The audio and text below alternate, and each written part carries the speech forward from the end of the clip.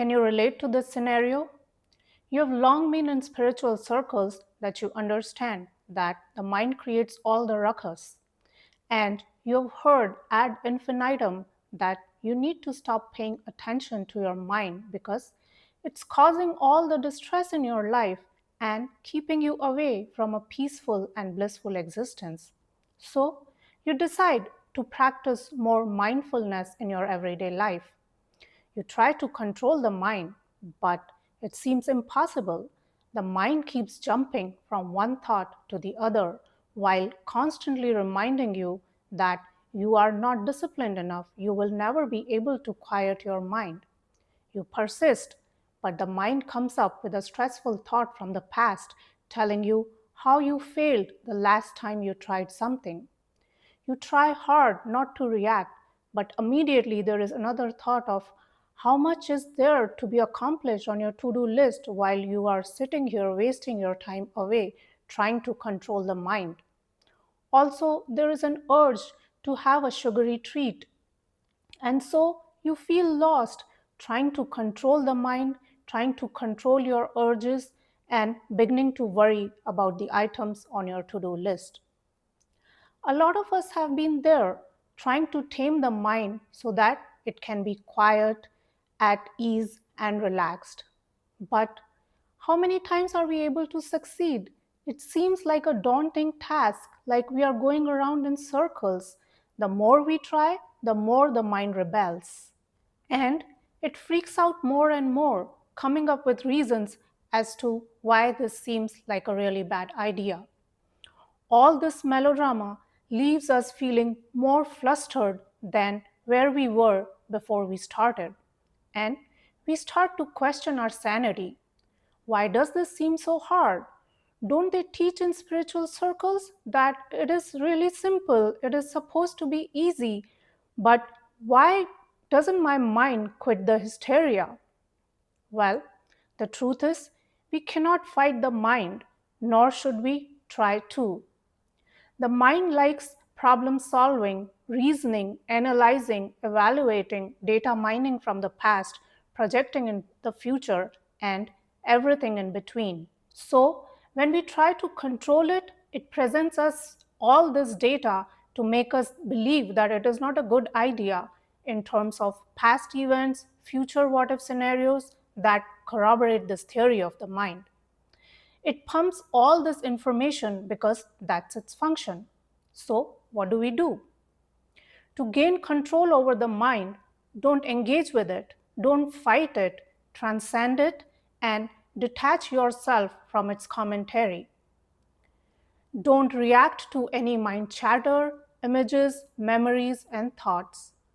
Just pull back, withdraw, and watch it dispassionately.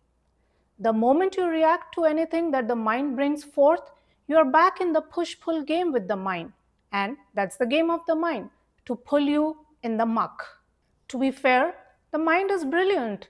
Look at all the inventions and discoveries that humankind has accomplished. It is a great tool with great abilities which helps us run our daily life efficiently. But we gave it all autonomy, so now it runs the show. And that's why it's so hard to take back control because the mind will not relent. It will obviously resist and fight back. We have to train it slowly. That's the reason we face this internal battle. But even so, the best way to go about it is to witness and watch the mind. Otherwise, if you exert force and dominance, two things will happen in this tug of war between you and your mind. Let's say the mind presents you with a thought, emotion, or memory, and you try to fight it, you try to control the mind from doing that.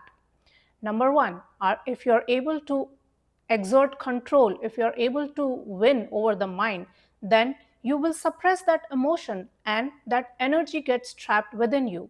Number two, if you're not able to control and fight and the mind wins, then you will express that energy maybe in form of anger, frustration, pain, howsoever you express it, but you still lose in both scenarios because you engaged and interacted with the mind and now you are left with the aftermath of dealing with this distorted emotional energy. So, whenever you go and interact with the mind, you always create a problem for yourself. The only way you win is by taking a step back, withdrawing, and watching. Let the thought, memory, emotion play out. Let the mind chatter, rant, and rave. You stay dispassionate and keep watching it and transcend it. This will create space. It would be like watching a scene in the movie. The mind will try every trick in the book to pull you back in, but stay conscious and alert. It takes time and effort, but if you practice and are persistent, then you will start to see changes. You might get pulled back in by your mind 9 times out of 10, but even if you become aware of this after the fact, there is still a shift. You are slowly becoming more conscious. Slowly, it will get better. You'll have to resolve to keep pulling back, to keep disengaging. Gradually, the mind also quiets down because the reaction is missing. It feeds on chaos and conflict. That's the only way we can deal with our minds. Try this if you want a break from this constant chatter. This is what we are taught in meditation as well. Step back and observe the activity of the mind, and slowly you will gain control over it. Use your mind when you need it and enjoy the well being and peace when you don't. Thanks for watching.